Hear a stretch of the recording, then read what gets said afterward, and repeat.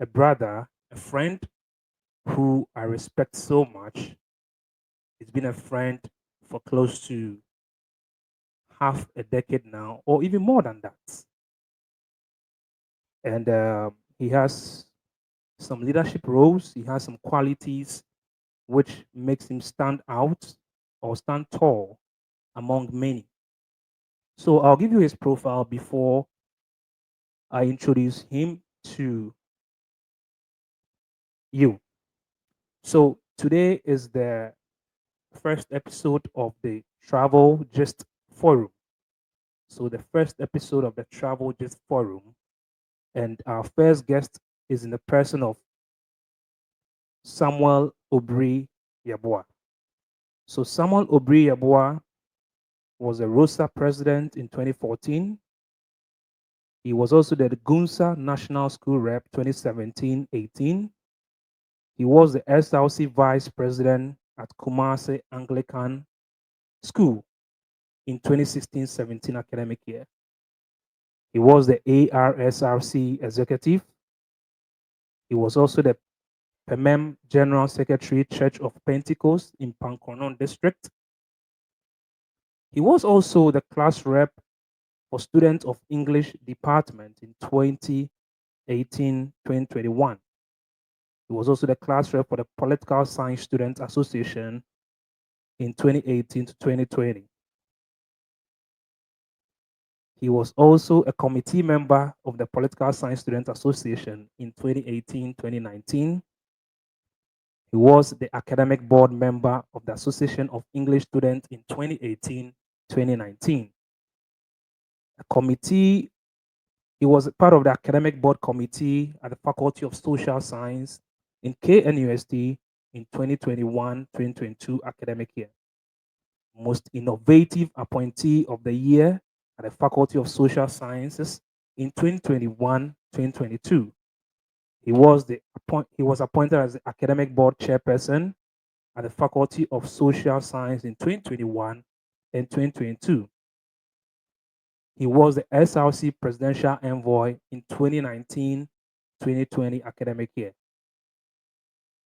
He was the SRC chief of staff at the Kwame Nkrumah University of Science and Technology in the year 2021 and 2022 academic year. He was also the executive. He was also an executive of the year, serving as the president of the National Service Personnel Association at Old Tafo Municipal Assembly in the year 2022-2023.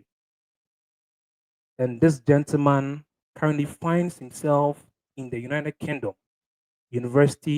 Coventry University in the United Kingdom, pursuing a master's in international business relations. So I welcome on stage my very good friend I respect so much in the person of Samuel Obri Yabua. Samuel, you're welcome to my platform, Rufen Peregrino, across all social media. And this is the first episode of the Travel Just Forum. You're welcome, Samuel. Thank you so much, Sina Perry. It's been a pleasure. Finally, I get to see you, but it's on your live platform. So thank you so much. And I'm very grateful for the opportunity to share my insights with your viewers. And then let me also take this opportunity to thank everyone watching us this evening. I'm very grateful for their time. Thank you so much.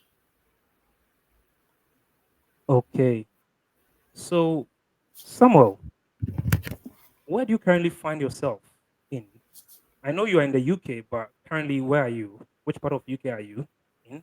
I'm currently in Coventry, one Okay. of the finest cities in the United Kingdom, here Wow, in Coventry. Coventry. Yes. Why are you saying Coventry is one of the finest cities in the United Kingdom? It's one of the finest cities in the United Kingdom because most often when people hear of United Kingdom, the only thing that comes to mind is London.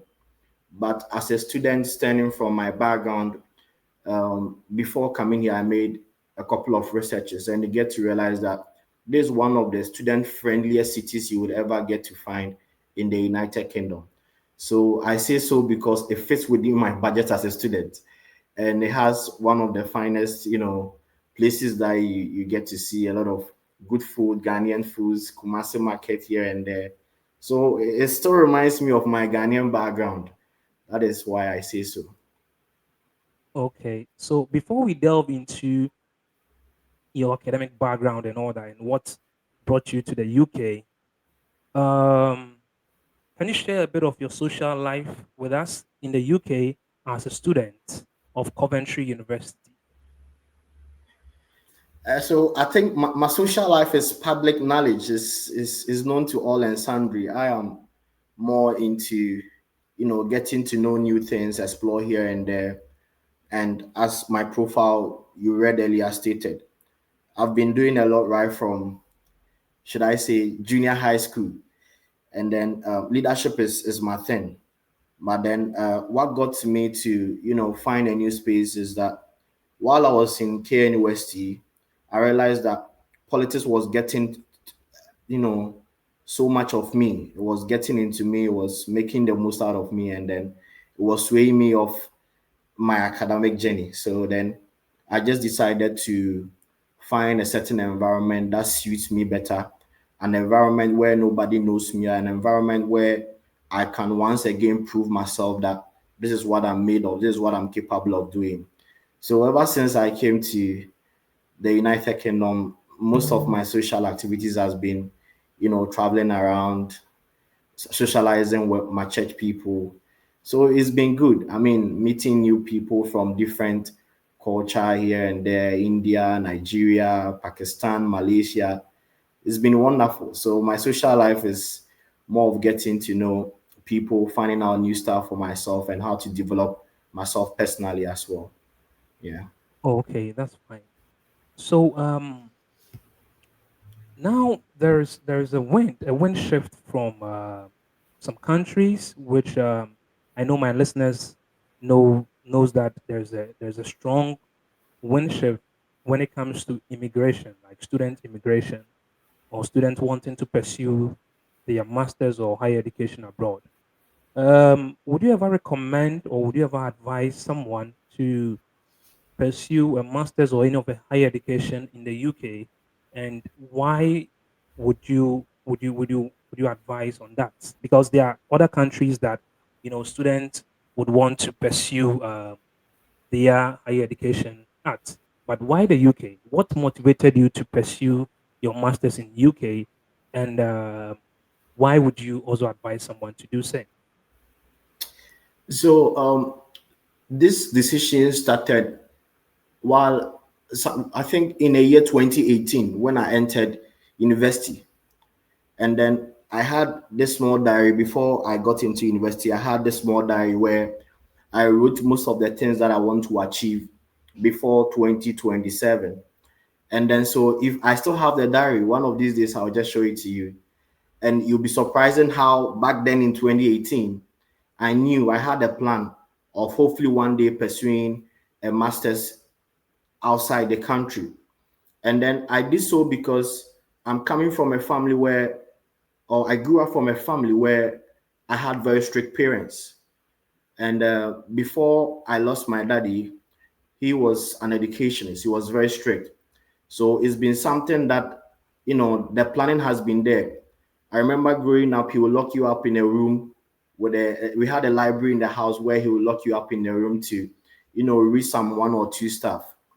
And then spanning from 2018, where I wrote some of these life goals there, I realized, just as I said earlier, as part of my introduction, that while I was in KNUST, politics got the best out of me to the extent that I knew I was in school to study, but I felt my whole life was revolving around politics. So I didn't really perform to a certain level where I wanted to be. So I decided to challenge myself, but I wanted to challenge myself in a free and fair environment, in an environment where I wouldn't be able to engage in any social activity, but rather focus on my goals, my academic goals as human. And then I chose the UK because Most of my mentors that have been, following, people that I've seen in higher positions, they've had their educational life in the UK as well. That was one. The second thing that I looked at was the reputation. The educational level here in UK is very, very high and is widely respected and acceptable globally anywhere you find yourself. So those were some of the motivating factors that led me to study in the UK. And another thing that I considered was also because of the visa processing time.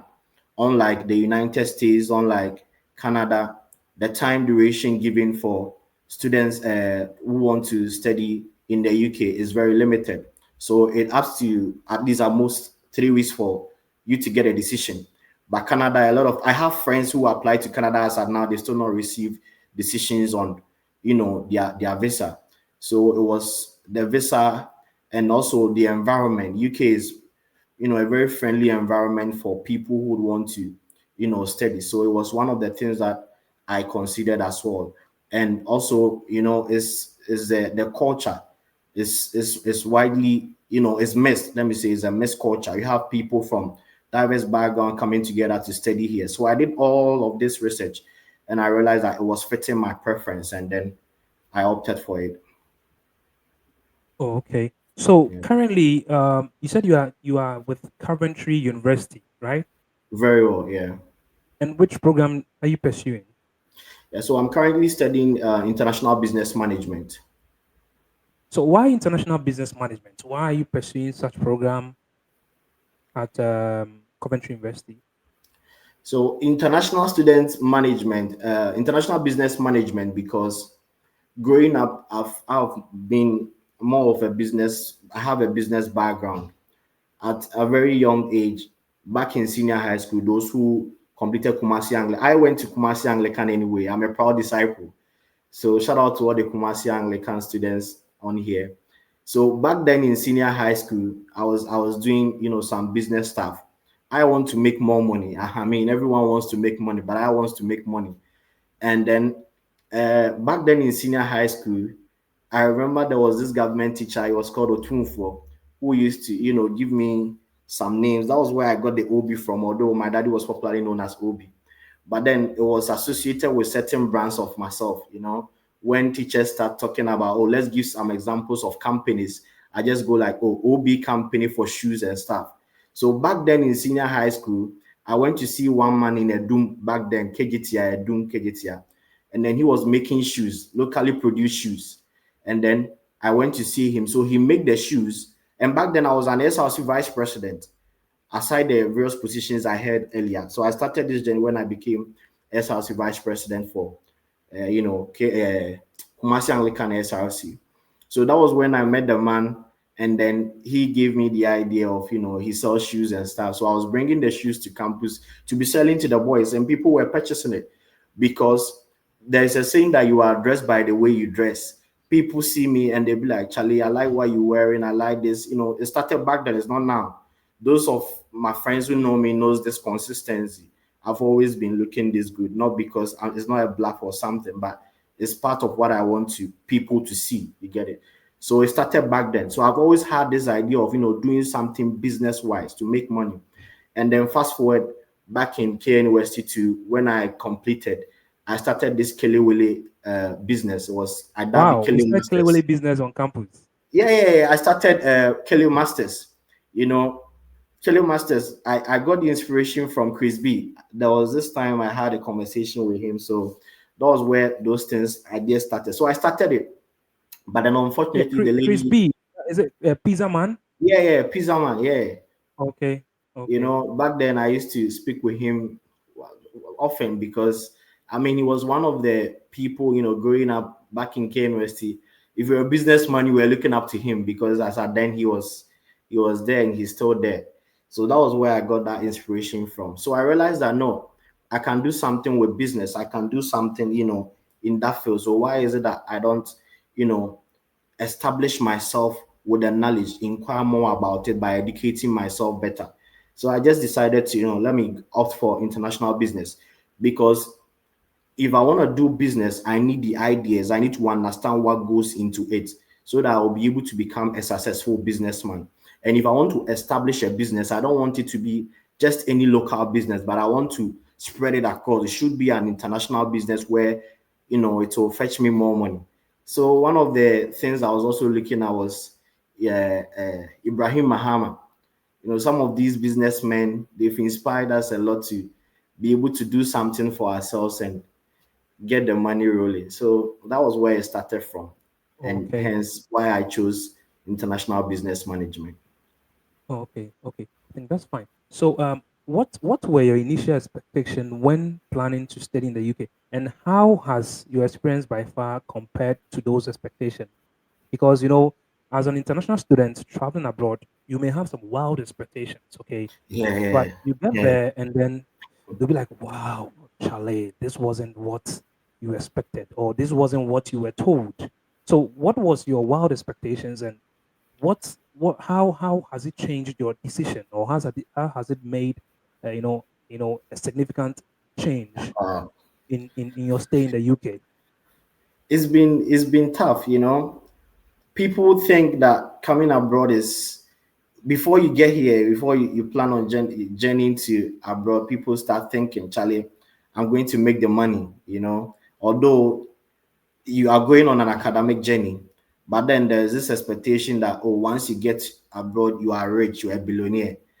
So people think the people here, or those of us here, we find it easy. We're just making money here and there, but it's never so. Before that, I used to think, oh, Charlie, when I come here, I'm gonna work, although I'm studying, but I'm gonna do the part-time jobs. Start in the morning, do 2, 3 jobs and here and there. But it's never like that. I go here and I find out that what I was thinking, that, oh, it's easy to find jobs here, it's easy to do some 1 or 2 things here. It's not how you see it when you're back home. So most often I see on the internet people say that, oh, you can for the prepare here and there. It's not like that. The people here, the people here would want you to give them a reason why they should give you their money. It's not like the Yeah, Ghanaian mentality anymore, because the money here doesn't come easy. You need to work for it. You you wake need to up work at for it. 6 a.m., go to work, you know, close around 6 in the evening. Then someone working from 6 a.m., closing at 6 p.m. in the evening would also have to rest for like some 2, 3 hours, go for a night shift at 10 p.m. and close at 3 a.m. And when you ask such a person for money, it shouldn't just be, oh, I'm giving it out. I mean, it should be backed by a reason. People should, but the Ghanaian mentality is not like that, because they Yeah, think, oh, once you are abroad, you have money. So these were some of the things I was thinking that, oh, once I get here, it's gonna be easy, but it's never like that. And one thing that I would say is that it's just been the grace of God. It's just been the grace of God. So anytime I get to tell people or engage people, what I tell them is that, see, if you're a Christian, if you are serving God, serve Him well. If you're a Muslim, you are serving Allah, serve Him well. Because without a spiritual background in your life, without a certain spiritual base in your life, you cannot make it. You cannot make it. I wouldn't come here and give you just the book gist, but there is also a need for a spiritual covering to receive favor here and there, because people come here without knowing the next step to paying their fees. I paid over £20,000 for fees in total, wow. but How much? How, yes, how much? How much was your tuition fee? The Coventry University. £20,000. And before I go here, I had no idea how I was going to complete that payment. So I Survive. was thinking, I was You had thinking no it's idea gonna how be, you oh, were going to survive, but then you made a tuition deposit payment, yeah. So right? the deposit was £4,000 Out of a out total of of £20,000. £20,000. Wow. Yeah. So it means So out of you had £20,000, I yeah. paid 4,000 to be able to get the CAS letter to be able to process my visa. Oh, So okay. when I was Okay. coming to the UK, Yeah. I had only paid £4,000. And you had And I no ways and means to pay the remaining no, 16,000. no. Wow. So how did you survive? But then you've paid your 16,000, right? Yeah, I'm So how done. how I'm done paying. how That's what I'm magical was saying. it? How You said, oh, magical was sorry. it? How magical was it for you to pay your 16,000, the remaining 16,000 pounds? It wasn't easy. It didn't come easy. So it's one of the reasons why, when you decide to travel to, that's when you realize that there are a lot of family people who are going to give up on you. There are a lot of friends who are going to give up on you. Even your own family, they are going to give up on you, not even an uncle or whatever. Wow. So staying here also taught me that life is all about you, and you. So it's just that's where the issue of spirituality comes in. The issue So, of so favor do you mean comes that in. I'm not trying to cut you short here? So that's when spirituality set in. But in this Yeah. case, you know, pay your fees. How what has it got to do with spirituality? Because So okay, tell I'll me tell something. you Tell us this. something. Okay. The very first day I got here and I Mhm. went for an orientation. We meet students for an orientation. And then there's this guy I met back then during the orientation. He looked at me, I was like, who are you? What's your name? So I spoke with him and he's like, you look like some big man B. Who are you? So that was where it started from. You know, You actually a big man. You actually a no, big man. no. I mean, I get it from that point, but Yeah. this country will humble you to a certain level where you never imagine.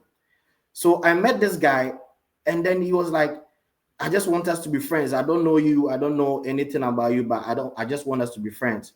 So through that friendship, and you see, before I came here, I also didn't know much about the payment system and all that. So I my Yeah, as a family got student, me right? my you said, oh, sorry, As a student, the payment as a system, you don't know student, how. Yeah. Okay. how I was going to pay. There's a portal or an online portal where you are supposed to pay your fees through. I didn't know how to go about it that much because it was more advanced. So I met this Okay. guy, I gave him the money to pay for me, and the guy duped me. I gave him like £4,500 to pay so that I'll be able to cater for the 8,000 and at least be able to register. So before you pay for the £4,000, the 4,000 deposit you pay will get you the cash letter to be able to process your visa. And after you've paid that £4,000, before you'll be able to enroll officially as a student to start going for lectures, you need additional £4,000. Wow. So that £4,000 that I was supposed to pay, I gave it to someone to pay for me, and I never heard from the person.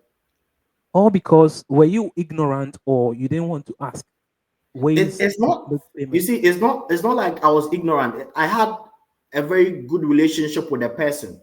So I never thought, oh, this person would be, would do that to me. But it happened.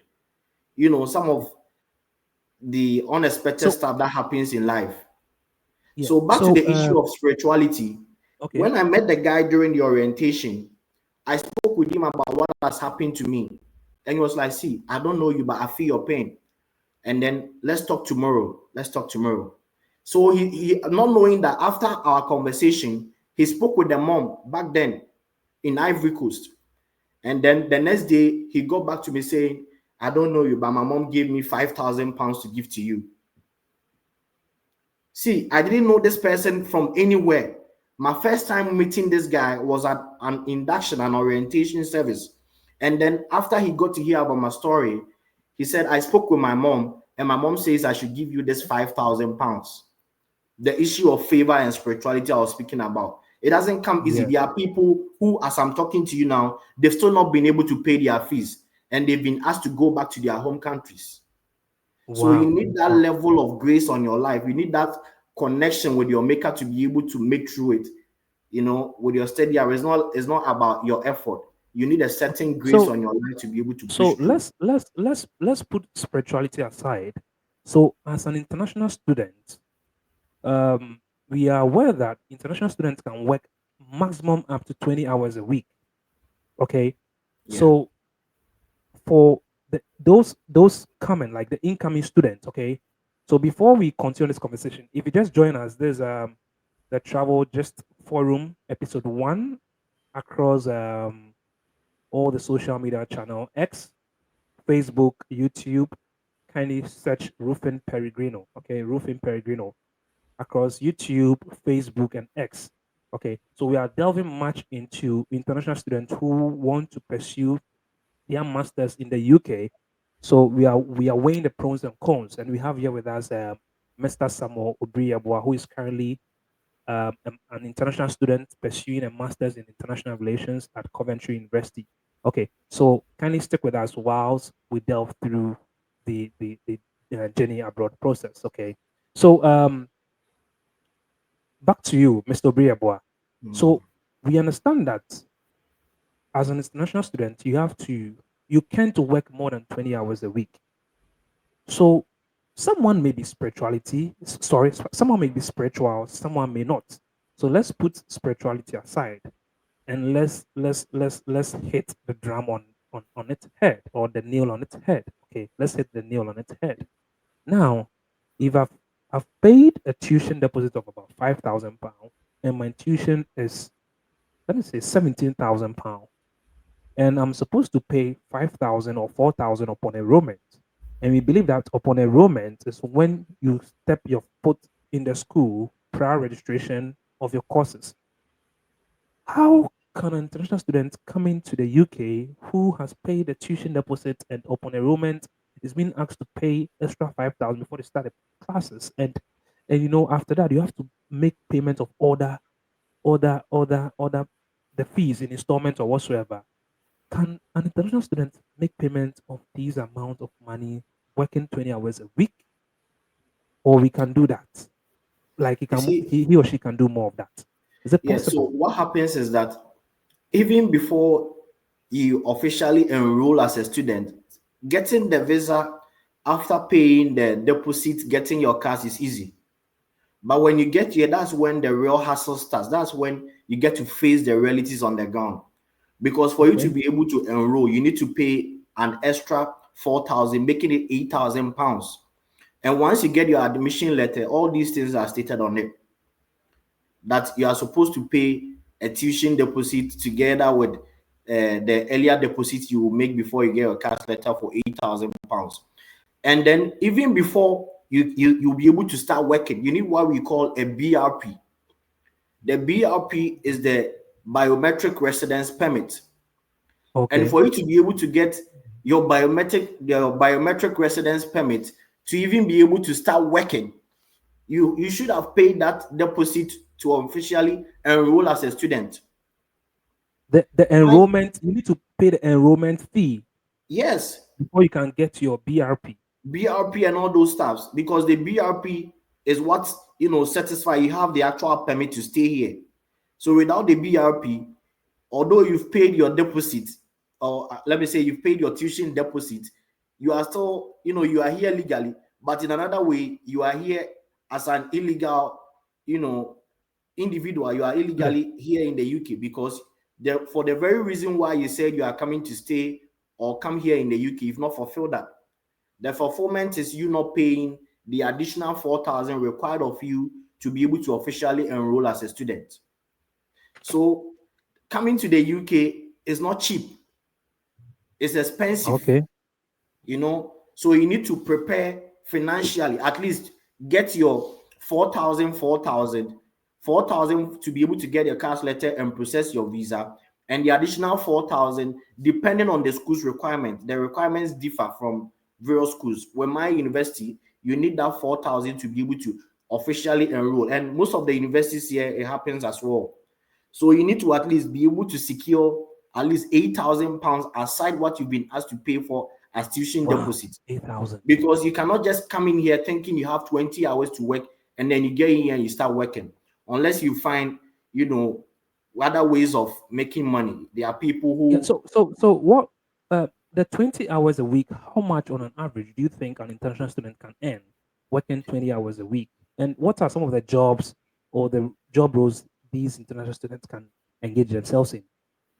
so most of the companies here also, yes, the 20 hours is there, but most of the companies here don't like working with students. Okay. The companies here don't like working with students because they feel their time is limited and it's going to affect the company in one way or the other. You get it? So the Yeah. available jobs where you get to see a lot of people do is the warehouse jobs, the cleaning jobs, stewardship at the various stadiums here and there. So for those jobs, I mean, is a carry and go, that kind of job. And the actual British here are not really interested in those jobs.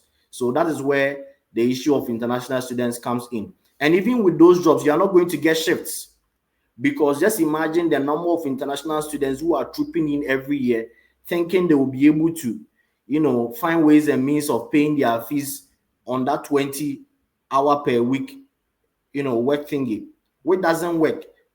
So you will be able to get shift like twice in a week. Sometimes you might not even get a shift at all.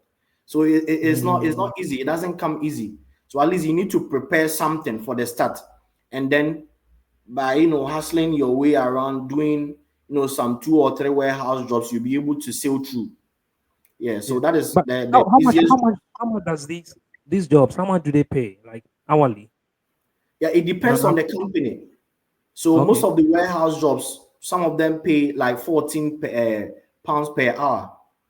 Others pay £12 per hour, which is the minimum pay. And then others do 16 per hour, depending on whether it's a day shift or a night shift. But once the term is over, you can work full time. So when the school is on vacation, you can work full time. Even if you want to work 100 hours, it doesn't matter, but it's going to be taxed. But the 20 hour per week is not taxed. You get it? So it depends on the company, and then there are various pays that they give. Others pay 12 per hour, 14 per hour, and then 16 per hour. It depends. Yeah. It depends. Oh, okay, okay, that's fine. So let's talk about the postgraduate plan for an international student, okay? Because a lot of students would some of them are using education as a stepping stone for greener pastures. Others to want to go and then seek for the higher education certification, then come back home and then get some jobs for themselves. So with a postgraduate plan in the UK as an international student, are there some good postgraduate plan for all international students, or some programs are exempted? Is everyone having, like, in some countries or in US or even in UK, we know that we have the postgraduate work permit and all that. Can you tell us a bit more about postgraduate work permit, since you are I guess you are about graduating from Coventry, isn't it? Yeah, yeah. I'm done. So I'll be graduating in November. Okay, November. So Yeah. what are the postgraduate plans or postgraduate opportunities UKVI has for international students?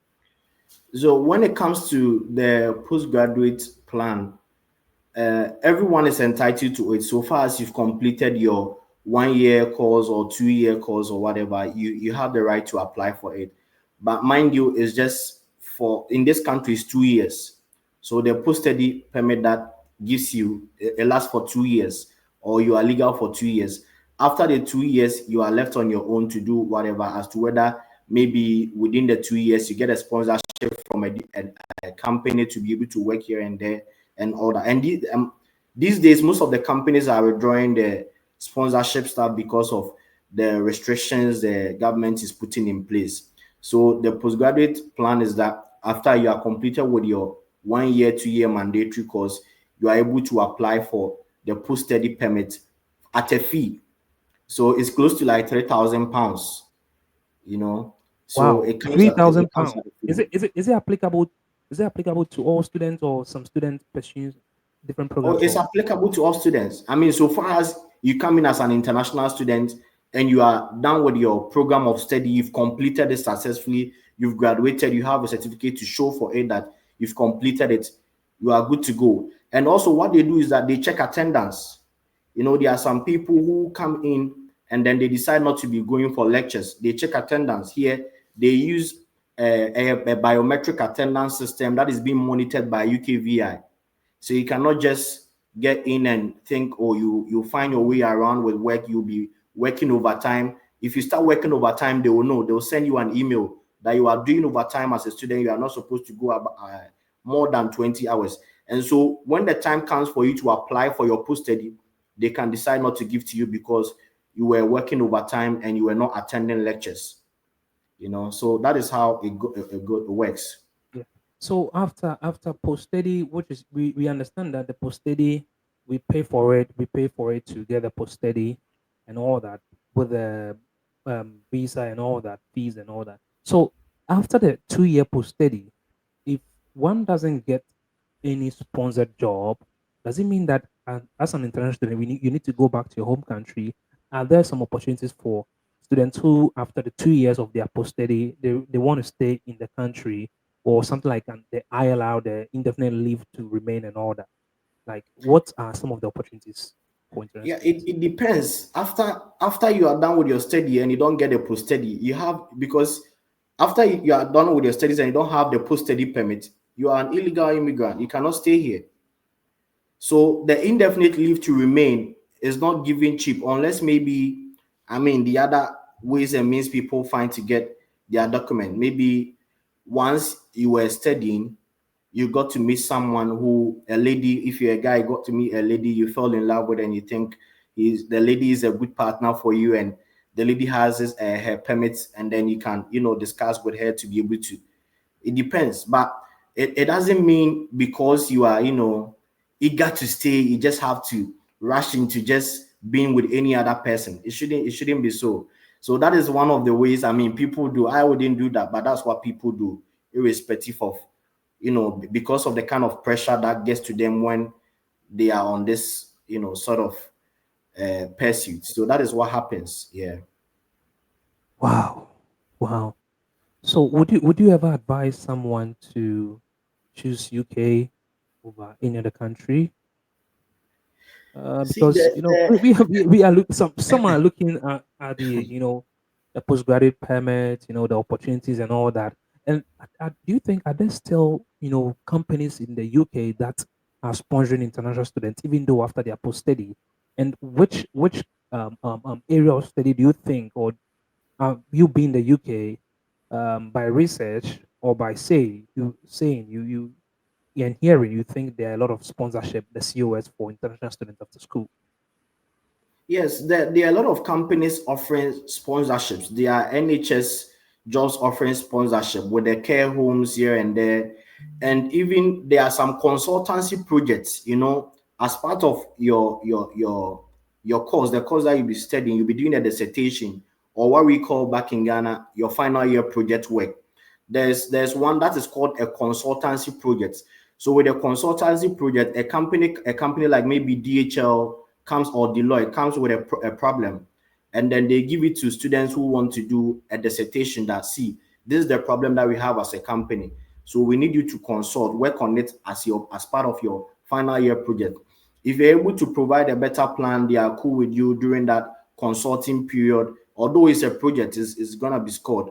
If you're able to, project yourself better, do something that is going to fit within their system, why not? They can offer you that sponsorship. You get it? But what I'm trying to say is that within the 2 years of you getting your permit, there are so many companies who might offer you sponsorship, but it comes at a fee. So you need to perform or do something extra to be able to get it.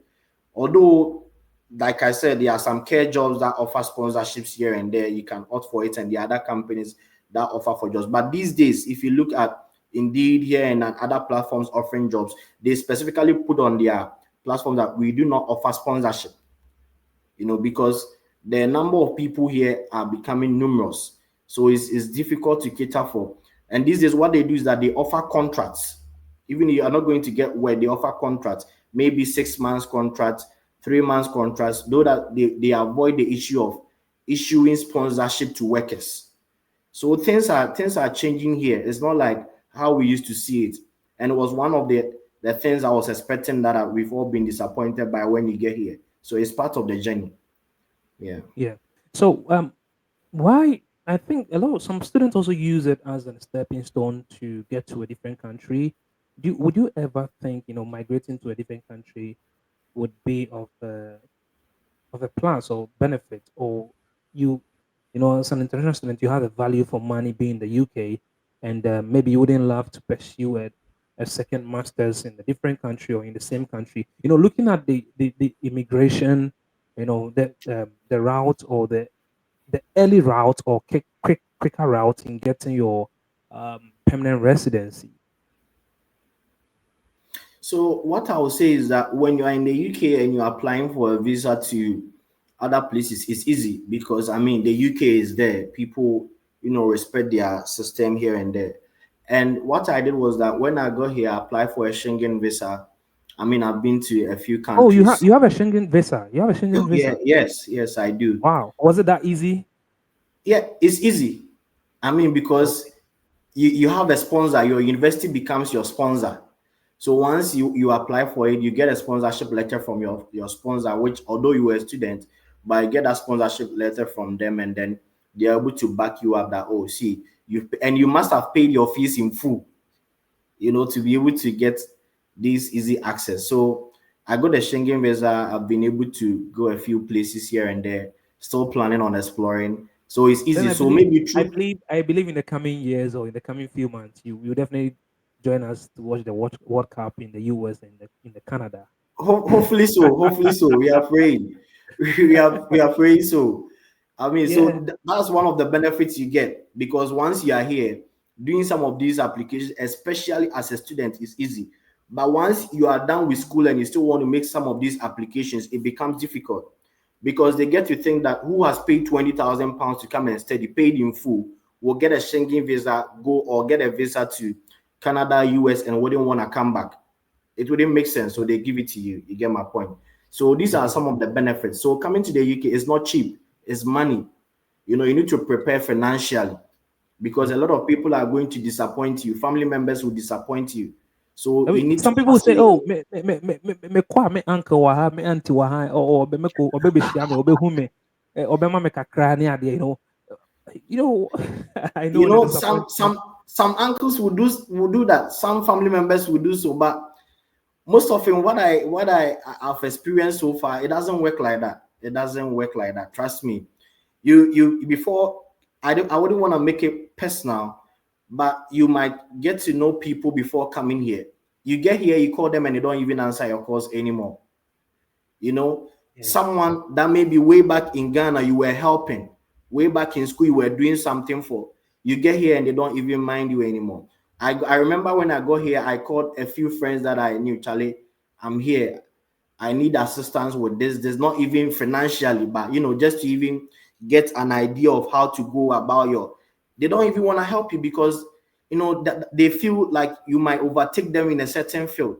How ill-minded some people think that, oh, because in quotes, yeah, ill-minded, how some people think that, oh, because if they Yeah. help you, you'll be able to figure yourself around, and then they decide not to help you. And when they see you making it, they get back to you and be like, hey, Charlie, I saw some of your pictures. You went here. How did you do it? And Yeah. sometimes you wonder why. That we are Why? humans. Yeah. The little thing you can do to contribute Yeah. your quota towards the development of others, you don't do so, and you wonder why.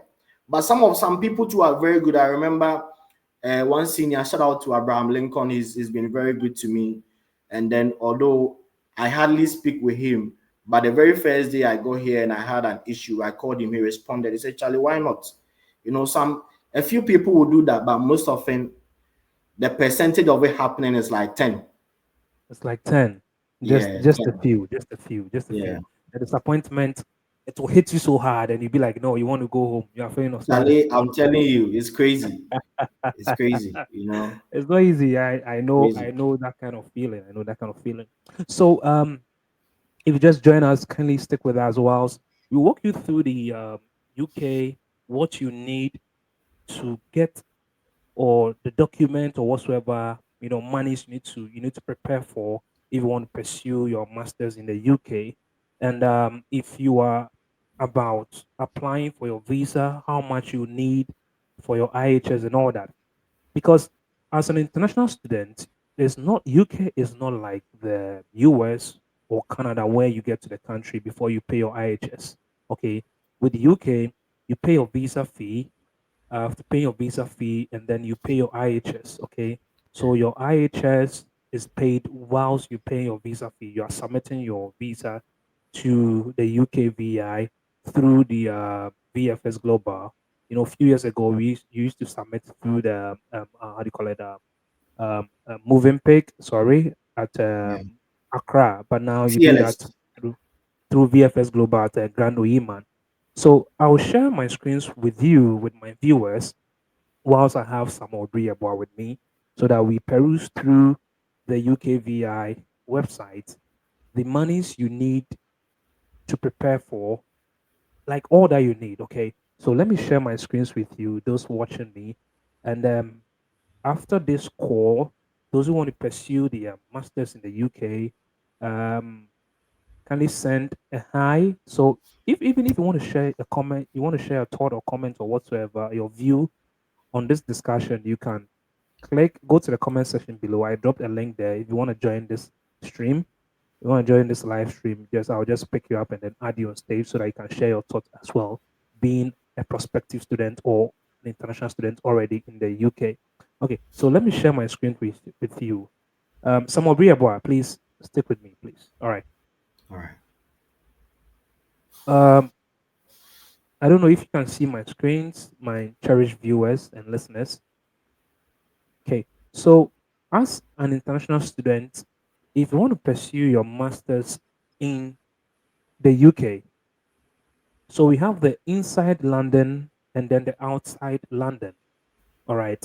So now you need to present a bank statement. Okay. That's a proof of funds. And this proof of funds needs to be in your name or your guardian or your parent. Okay. With UK, you can't have a proof of funds in your uncle's or any other relative's name. It should be your father, mother, guardian, or yourself. So even if the money is in your relatives like uncle, auntie, or whatsoever, it's advisable that they transfer the money into your account. The money needs to sit in your account for a minimum of 28 consecutive days. Okay, 28 consecutive days. So, like Samuel Obri Yabwa made mention, if the fees or your tuition per academic year is £20,000 and your school is outside London, you need to add what we call the maintenance. Okay, maintenance is more or less like your living expenses. So if you, I just made a highlight here. Okay, I just highlight. You must have this money for at least 28 days. The end date of the 28-day period must be within the 31 day of the date of applying your visa. So I will explain this to you.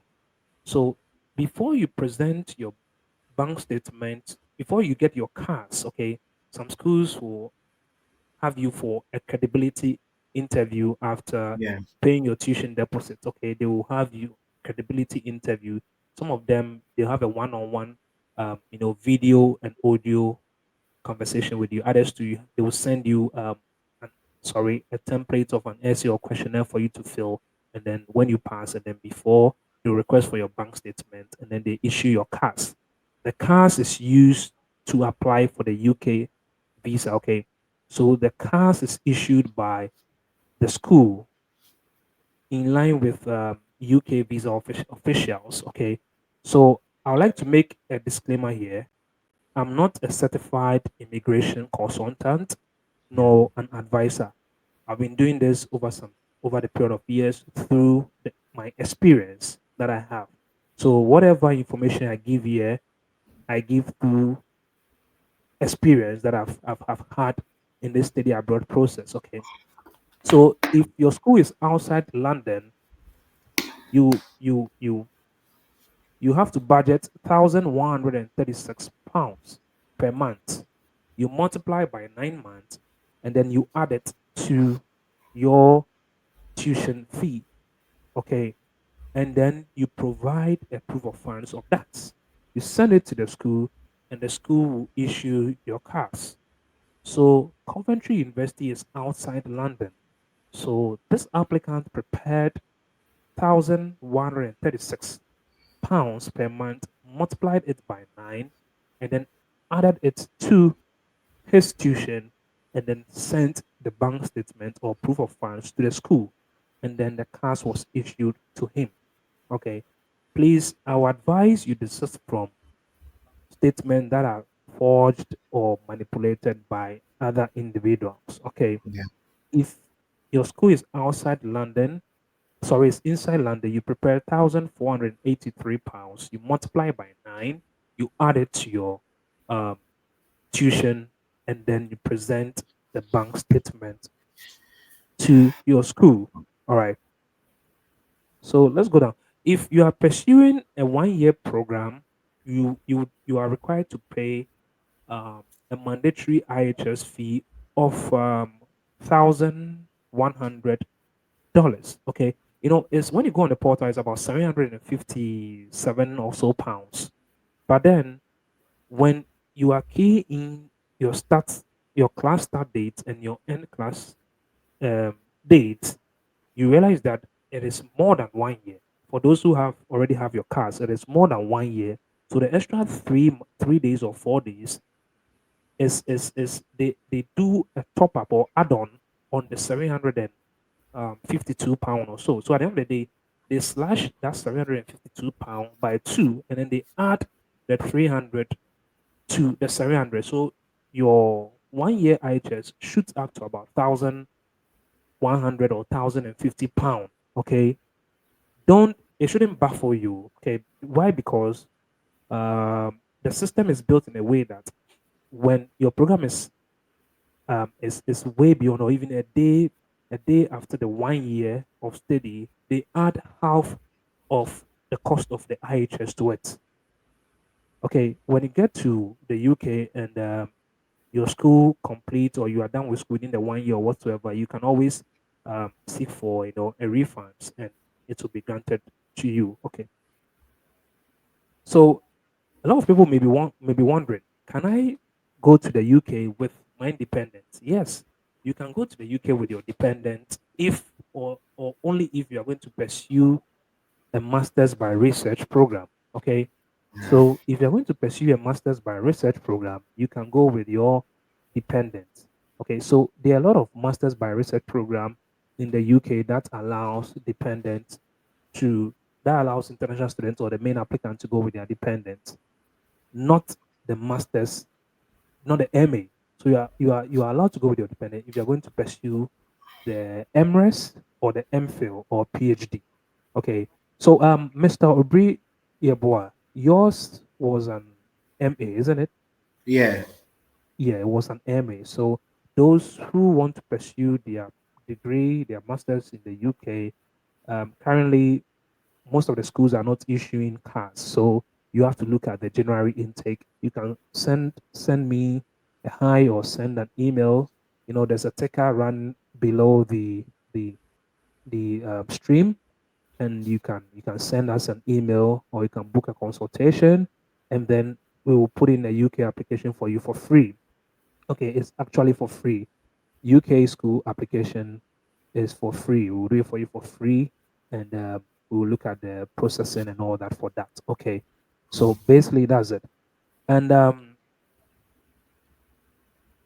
after paying your IHS, you pay your visa fee. So, like I said, for international students going to pursue the Emirates, you can go with your dependents, and your dependents are allowed to work for full time, Yeah. full time.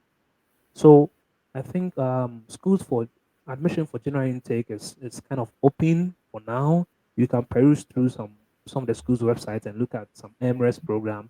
But I believe from next 2 months or 3 months, I read a communique online that the UKVI will start giving, they will give accreditation to some certified agents for them to apply the schools for international students, of which I am a certified accredited student recruiter. So I recruit students to the UK, to US, and part of Europe.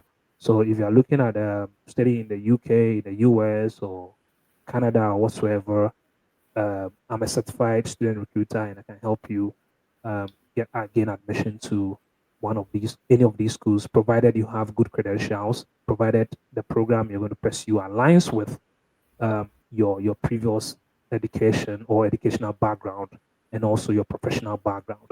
Okay, so international students going to pursue MRES program can go with their dependents, and dependents are allowed to work full time. Dependents can work full time in the UK, being health jobs or whatsoever, any job they want to do, they can work full time in their field. So let's look here. Just a moment. I want to walk you through this. So if you want to apply online, so you can do this for yourself. You just Google search UKVI student visa, and then It will bring you to this website and all that. And then please, these are the content of the student visa that you need to know. When you click on any of them overview, it will take you to the overview of the student application portal. When you click on your course, it will take you to the course you want to pursue in the UK. And these master's program are called a RQF level. Okay. So the level 7 is for the Emirates. If you're going to pursue an Emirates program which allows dependents, is the RQF level 7. Okay. So that's it. The, hold on. Okay. So I'll make a video on how to apply for a UK student visa on your own, and then I'll publish the video. So if you're watching us live on YouTube, kindly subscribe to my channel and then turn on post notification bell so you don't miss any of my videos in the coming days. Within this week, I'll make a video on the student visa, how to apply for your student visa yourself with some schools, and then I think others are joining me online who wouldn't want to travel to the UK or abroad through the student route, and they want to go through the work route. There are also some internship opportunities. There are also some some conferences and some seminars abroad in the UK that you can go there to pursue. Sorry, go there and then have a feel of how living abroad looks like or it feels like. All right. So Mr. Aubrey Yeboah. So Inaperi. I want to bring some few people if they want to ask some questions, but Okay, okay. let me see if I have some people can join us. You can send us a comment in the comment section below, comment section comment section box, so we can read your comments out here. Currently, we have 466 viewers join us from across all social media on YouTube, Facebook, and then Twitter. We have 468 viewers watching us live across the globe. And I want to acknowledge your presence for joining us here on the Travel Just Forum. So I'm trying to get some comments here. Mr. Obriaboa. So Obriaboa, when is your graduation? When are you graduating, or when is Coventry University having its graduation? So last month, so it depend. The graduation is being done depending on the month of your intake. So we have Okay. the January, May, and September intakes. So those who came in January last year, they graduated last month, and those who came last year September are graduating in November. So it depends Oh, on okay. the your entry. Your Your entry entry. determines when and the duration of your course of study. You get it. So some people will do the masters for 2 years per time. Others are doing a full year. So that is how it works. Yeah. Oh, okay. Okay, that's fine. That's fine. So, what are your last? Before I asked of your last word or last statement for us or to our cherished viewers and listeners, um, we would like to know from you, as an international student, what are some advantages you have to take or you have to make use of being enrolled in a UK school? What are some of the advantages you think or opportunities that we have to take advantage of, sorry, as an international student in the UK before we are done with our masters in the UK, which you think will have a positive impact on us and in our society? So coming from Ghana to the UK, I have in mind that hopefully one day, if we don't die tomorrow, we'll do great things. And in the sense that with whatever that I'm learning here, with whatever that I'm experiencing here, hopefully I can, based on that to help develop my country one day. That is has been my goal. And then some of the existing opportunities that you have to take advantage of is the fact that they organize a lot of seminars. You get to send letters for internships to big companies. Although if you send about 50, you're gonna get denied by most of them, but others too would give you an opportunity to intern with them. And then based on that experience, imagine if you've been able to have that internship with a company like Deloitte. It puts you there.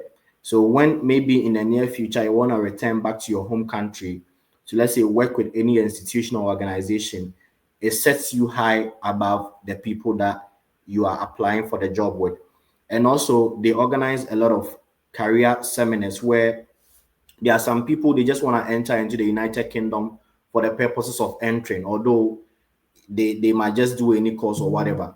But once you are here, they shape your career path. There are a lot of career seminars where you will attend and you get to understand what you are doing. You get to understand where you want to go. Another thing that I spoke with you about was the fact that they are back on exchange programs.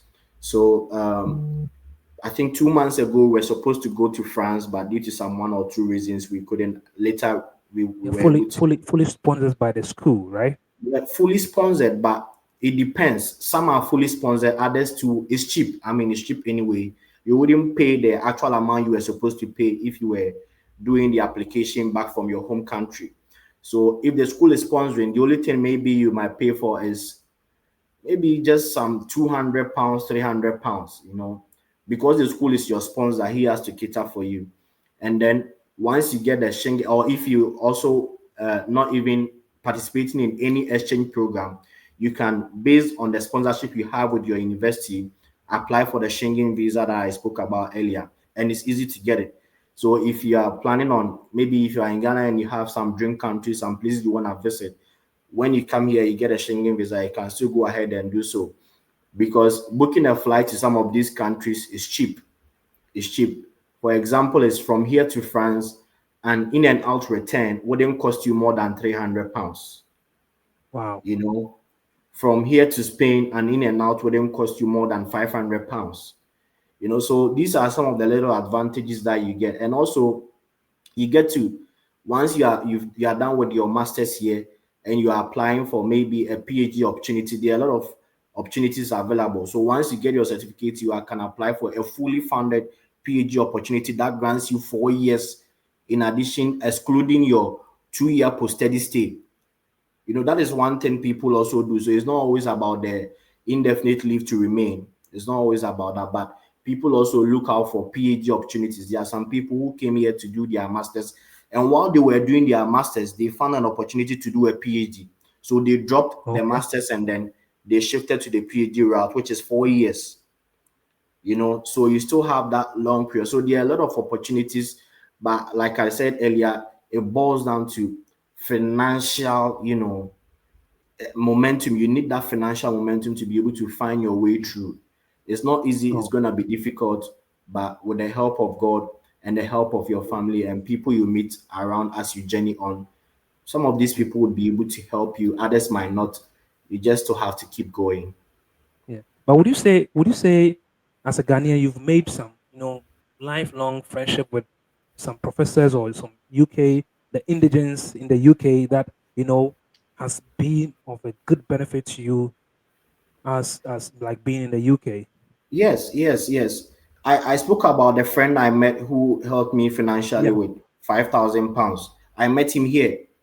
And who knows? I mean, in future we could meet somewhere else because he is more interested into politics bit as well. And then there are other people I've met in India. I'm planning on maybe within the course of the year visiting India. They are going to host me there. And trust me, Indians are the best people, one of the best people you ever meet. Because back then in Ghana, my sisters used to watch this. Kumkumadi. There's this kind of Oh. Kumkumbagia, so I got to see Indians in a certain way. You get it. But when I go here, I realize that wow, they are very nice people, friendly. They have the best food as well. They have this chicken wrap, shawarma wrap that you enjoy, their samosas and all that. So these people, you get to also mingle with them, and then they are so loved. And I can't say without forget mention my Nigerian friends. Nigerians, the Ghana Niger Charlie, the relationship is solid. You come here and they see, oh, Charlie, that's my Ghana brother, so you build that cordial Yeah. relationship with the Yeah. my project group that I was in, or my normal class assignment groups. I was in with 4 Nigerians. I was the only Okay. Ghanaian. So Yeah. immediately we met on campus. They were like, Charlie, you are Ghanaian, we are Nigerians. Let's just bond and make ourselves better. And then I Yeah. met some people, one guy from Malaysia as well, China, who, while I was in Ghana, So I that never thought, this even connects to a question I want to ask you. So yeah, so ever since you went to the UK, all right, have you participated in any of the cultural exchange programs as an international student? Because meeting people from different countries and all that, have you had the opportunity to exhibit or perform in, like, have any cultural exchange, something in the yeah. school or something? So, like I said, we had one in China, but unfortunately, I Mm. couldn't go because my visa delayed and all that. So I couldn't join. But I joined for the one they went in Madrid when I was speaking about Deloitte here and there. And then there was one in France. I couldn't also join, but I've rescheduled to join them later. I've sent them an official letter, and I'll be joining maybe before November or so.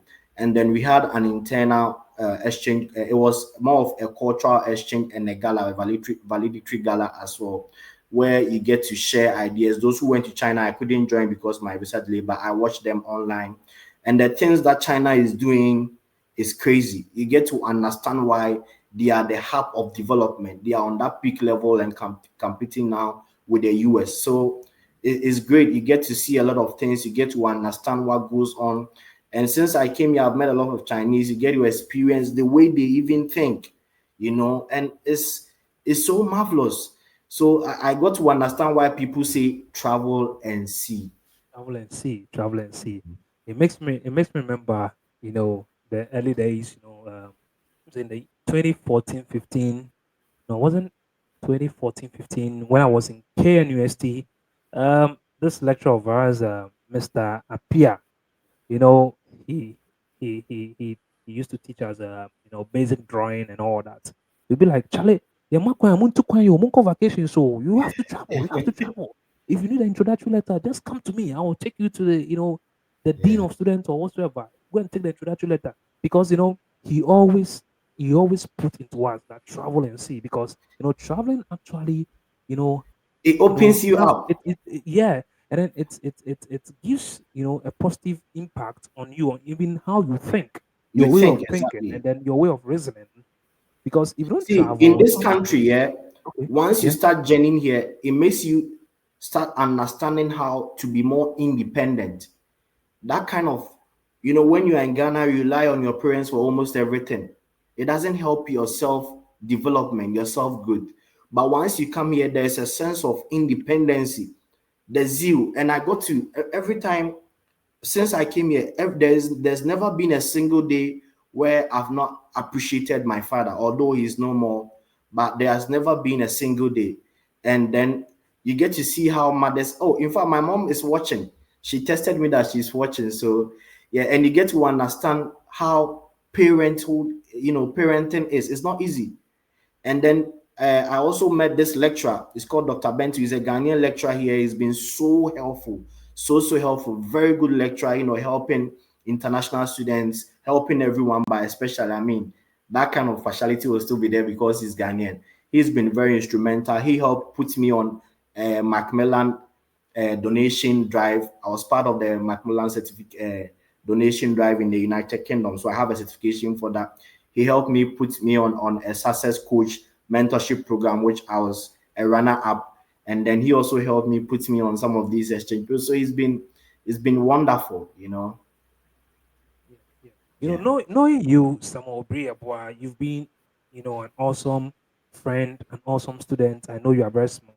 You know, after posting this flyer on our status, a lot of people sharing and all that. People came into my inbox. Do you know this guy? Do you know this guy? Do you know this guy? Do you know this guy? I know this guy from high school. I know this guy from yeah, yeah. He's a very good guy and all that. And I know you've been doing well, and it has been by God's grace that you've come this far, and we give all the glory to God. But yeah. then before we wrap up, how has technology, when technology, because here in Ghana or Africa or part of Africa, studying becomes so hectic, especially in this technological world. The world is evolving, technologies are emerging, and all that. How has technology, like online resource, supported your study in the UK before you wrap up? Extremely supportive, extremely supportive. When you are in Ghana, especially back in our universities, the universities has to resume. And before I move on, thank you to everyone watching, and I'm very grateful for their comments. So while we're in Ghana, you realize that before you even get access to course materials, university has to resume. A lecturer has to send the PDF to a class rep for the class rep to post on the class platform, and so many messages you might even miss it. But here the system doesn't work like that. There is a portal where even before school resumes, the whole material that you'll be needing for the entire semester is there. Your assignment is there. The assignment that you are supposed to, submit before the semester ends is all on the portal. So you get to download it. If you finish on time, you can submit it. But in Ghana, it doesn't work like that. And so, and even with their libraries, there is a self-service system that supports you. If a lecturer gives you an assignment you don't understand, you go to that self-service center within the library, and it guides you on how to go about it.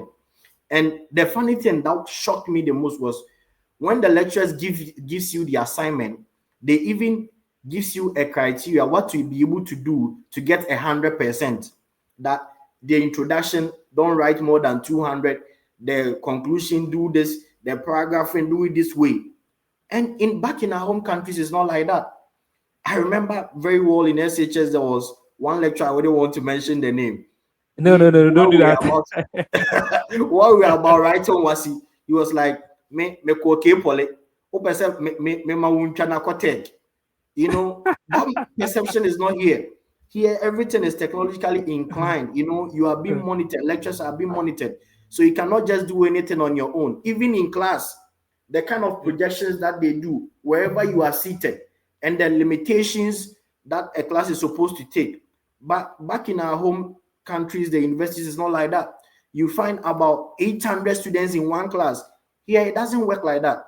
Here, where they have the best technology to support and learning, enhance learning, is not like that. So some of these things has been very, very helpful, especially with you get to even test with lecturers on teams, engage them. If he gives you an assignment you don't understand, you schedule a meeting with a lecturer, you talk to him one-on-one. Some of these things, I don't know. And it baffles me that our leaders come here to study and they are unable to implement some of these in our various institutions. So if you are not smart, if you are not willing to learn, it affects you, because where you are coming from, you don't have that deep knowledge with regards to technology. I'll be honest, before I get here, most of my friends know I'm not the type with laptop. I don't really like using the laptop.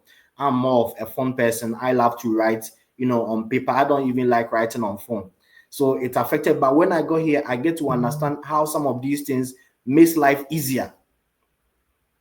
So it's Yeah, been very yeah, good. yeah. It's been very good. And I must say That's technology has played a very important role. And experiencing advanced stuff here with the doors, the way even an example is what I spoke about, the biometric system of taking attendance.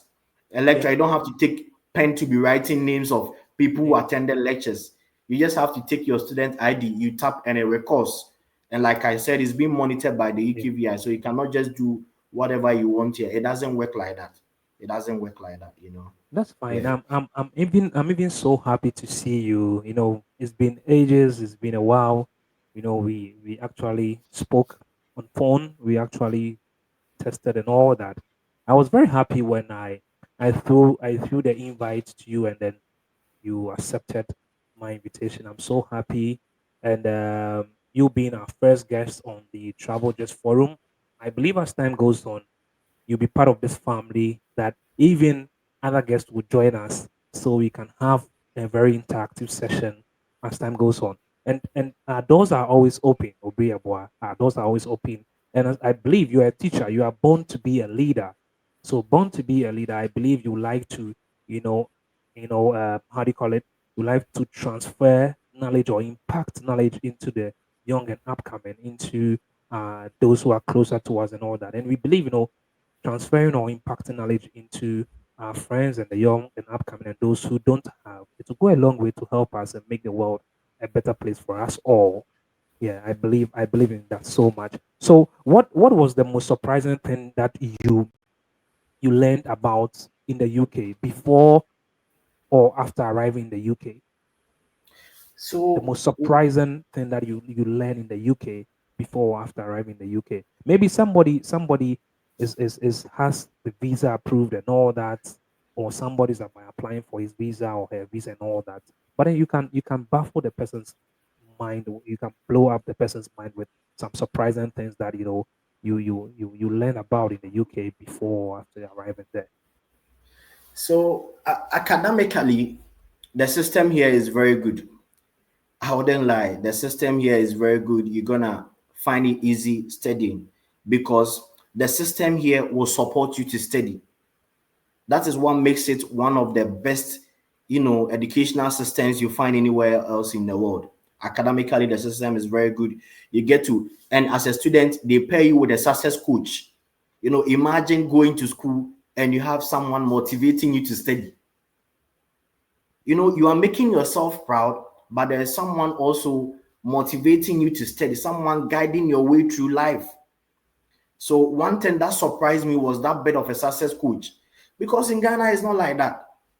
You have to even struggle your way. Way back in uni, we never knew we had. Sorry to cut you short. We never Yeah. knew. I never knew I had, you know, um, a student advisor until I got to final year where I was writing my thesis, and they told me students Wow. have been paired to the student advisor, and you have to go and meet your student advisor and all that.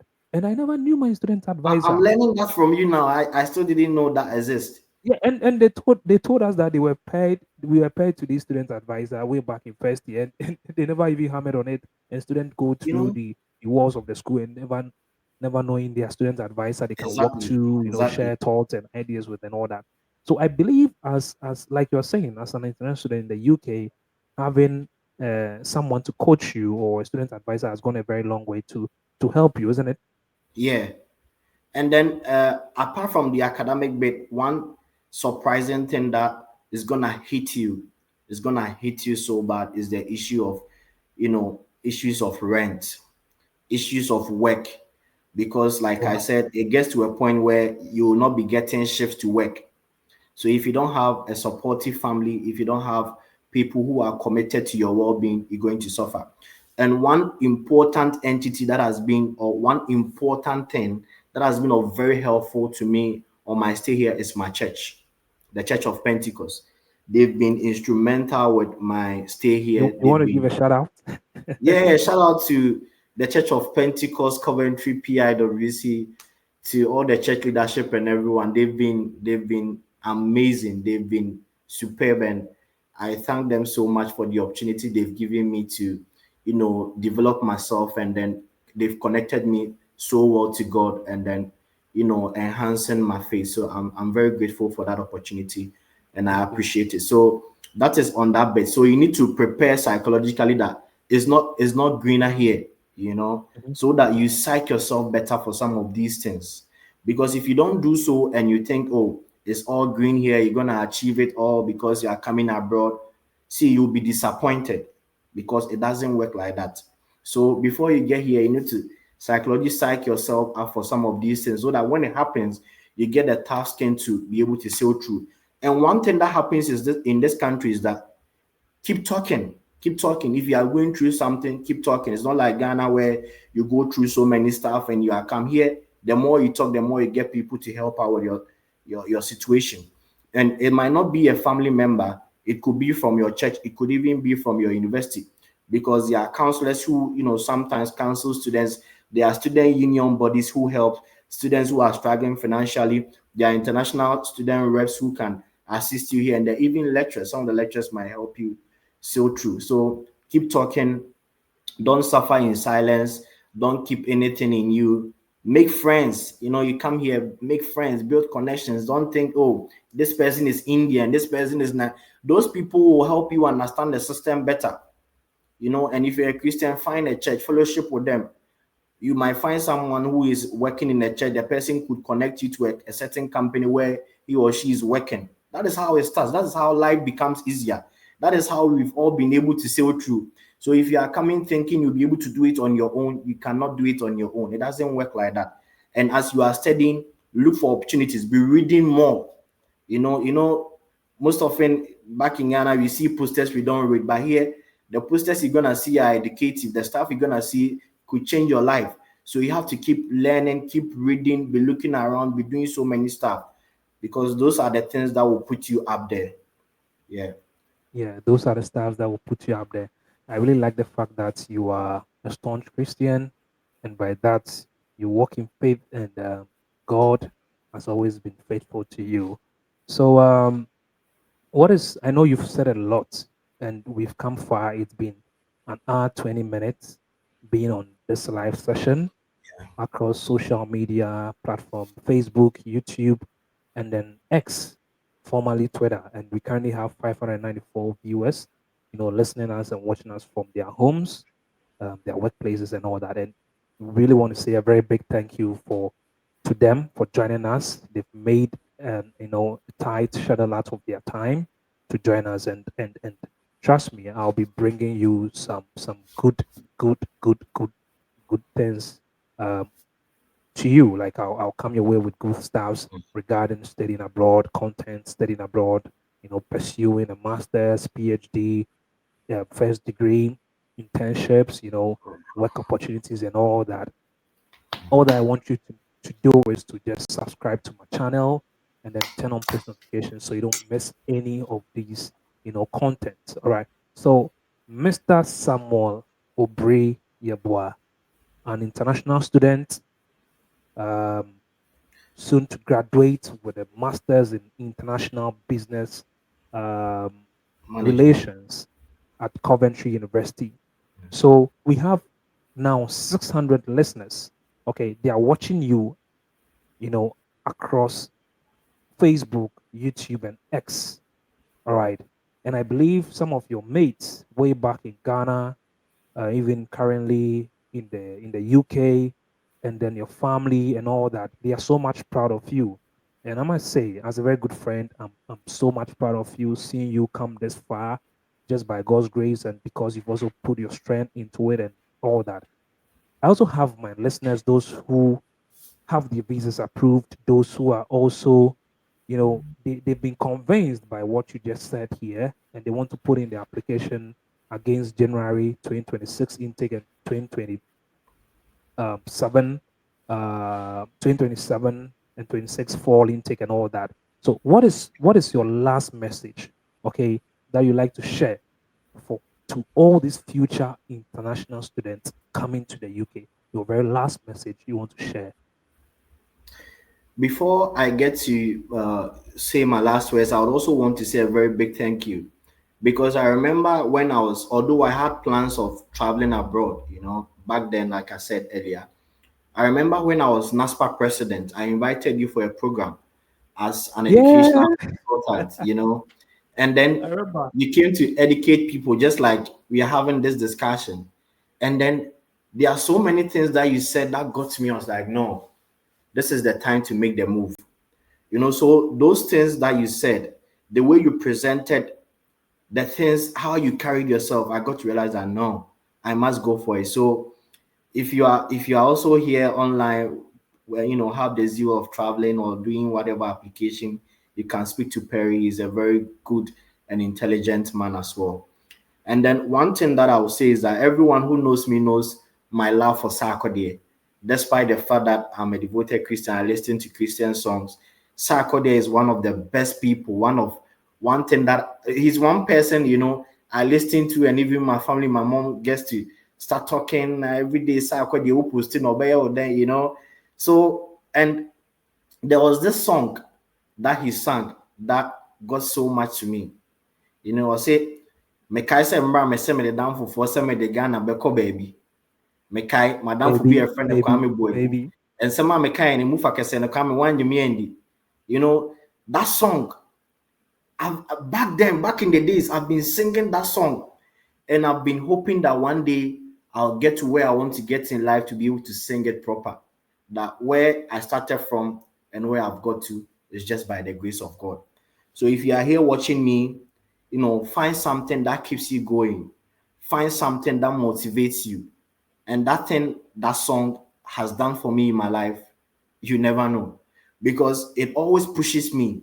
Because looking at Sarko, someone like Sarko, where he's coming from, he used to sleep on the benches outside here and there, hustling his way through life, and he's been able to get there. It also gives me hope that a poor young man, who grew up from the streets of Pankrono in Kumasi, had hopes of one day achieving his goals. And although I've not got anywhere close, although irrespective of what I've achieved, I've not gotten anywhere close, and I'm here. I'm appreciative of it. So, irrespective of your background, irrespective of where you are coming from, irrespective of whatever you are battling in life, irrespective of the spiritual problems you are encountering, irrespective of what friends are telling you, irrespective of what your lecturers, what your grades are telling you, you can still make it. Because if I was able to make it, you should be able to make it. Because the circumstances that compelled me to move out of my comfort zone and where I'm coming from, there was no hope. But then I built my hope in Christ. I built a solid rock on him, and he did it for me. So if you are here, you are a Muslim, commit yourself to Allah. If you are here, you are a Christian, commit yourself to God. If you are here, you are a traditionalist, commit yourself to whatever maker that you believe in, and they will order your steps. And then it's not going to be easy. I'm not going to tell you it's going to be easy, because the financial stress alone is going to drain you. But know that there is always light at the end of the tunnel for you. And if Samuel, has been able to make it, you can also make it. And I pray that whoever is awaiting his visa approval, whoever has his visa approved, God will show you through. You'll be able to make it. And then one day you will also sit here like I'm seated here, talking and motivating other people to strive hard, don't give up, and then God will do it for them. Thank you so much for everyone who listened to me. I'm appreciative of it, and I hope that one day, not disregarding humble beginnings, I'll lead my country. Thank you. Yeah, thank you so much, Mr. Samuel Obriyabwa. So before I pull down the curtain, I have a favorite quote I always say to my friends, whosoever I bring on my stage, to my listeners and all that. So the quote goes like this, and I think those who I always say this quote to always know what I'm going to talk about. Before you quit, you try again. Before you quit, you try again. And then I'll leave you with this scripture. That's Proverbs chapter 3, verse 5. Trust in the Lord with all your heart. Lean not on your own understanding. In all your ways, acknowledge all your ways, acknowledge him, and he will direct your path. Thank you very much, Mr. Samuel Obriyabwa, and we'll catch you again another time. Bye. Thank you. Bye.